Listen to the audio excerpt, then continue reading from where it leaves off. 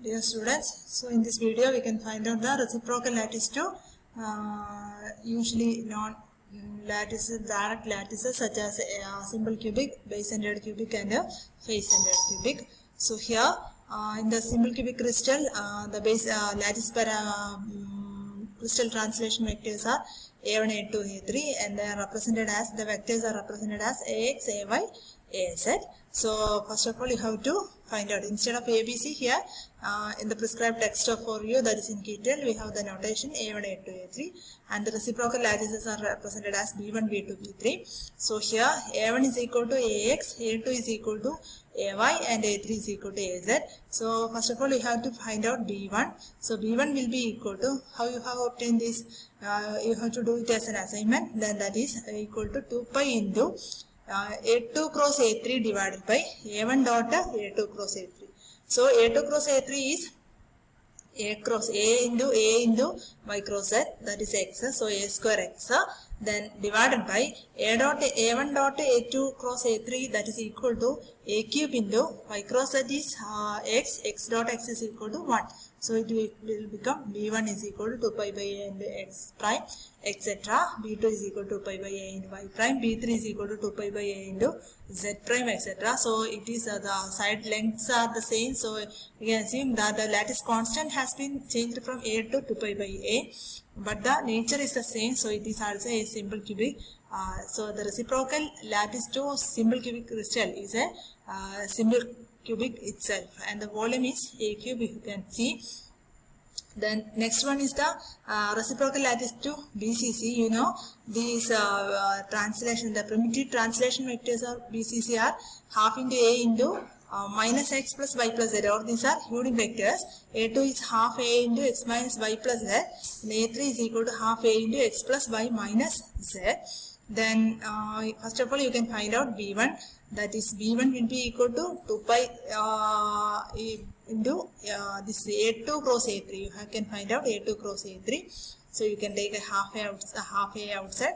Then for this, all these are unit vectors. So the values are 1 minus A. IJK determinant method you can find out, and you can see that B1 is equal to 2 pi by A into Y plus Z.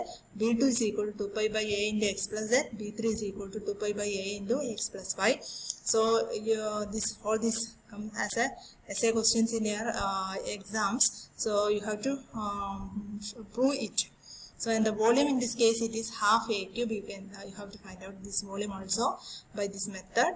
Then suppose we examine these the reciprocal lattice vectors, then these we can see that these are the similar to the face-centered cubic. These are the primitive translation vectors of the direct FCC lattice. So we can conclude that here the constants are 2 pi by A.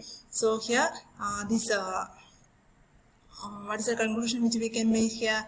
B1 here have find out that, B2 find out, and B3 has been find out. So all these from this we can conclude that the reciprocal lattice vector to BCC is FCC. Now we can find out the reciprocal lattice to FCC also by the same method. If we find the reciprocal lattice to FCC vectors are this one. This is A1. What is A1 here? A1 is half of A into Y plus Z, unit vectors. A2 is equal to A2 is equal to half of A into X plus Z, and A3 is equal to half of X plus the remaining, that is A3 we have. So A3 will be equal to half of A3 is equal to half of X plus Y. So the volume you can find out, volume is equal to it is found to be A3 cube divided by 4. Then you can find out the reciprocal lattice translation vectors. So that is found to be 2x pi by A into minus X plus Y plus Z. All this you have to do and submit it as an assignment in your Google Classroom. So B2 is equal to 2 pi by A into X minus Y plus Z. B3 is equal to 2 pi by A into X plus Y minus Z, etc. So this is the primitive lattice translation vectors in the case of BCC. So you can conclude here that the translation vectors of BCC is reciprocal to FCC. That is the reciprocal lattice vector to FCC is BCC and that of BCC is FCC. Now volume of the primitive cell in reciprocal lattice vector, that is we can find out using this equation B1 dot B2 cross B3. So volume of the primitive cell using the same equation as in the direct lattice, we can find out it is B1 dot B2 cross B3. So that is in this case it is 4 into 2 pi by A whole cube. So that is about the reciprocal lattice.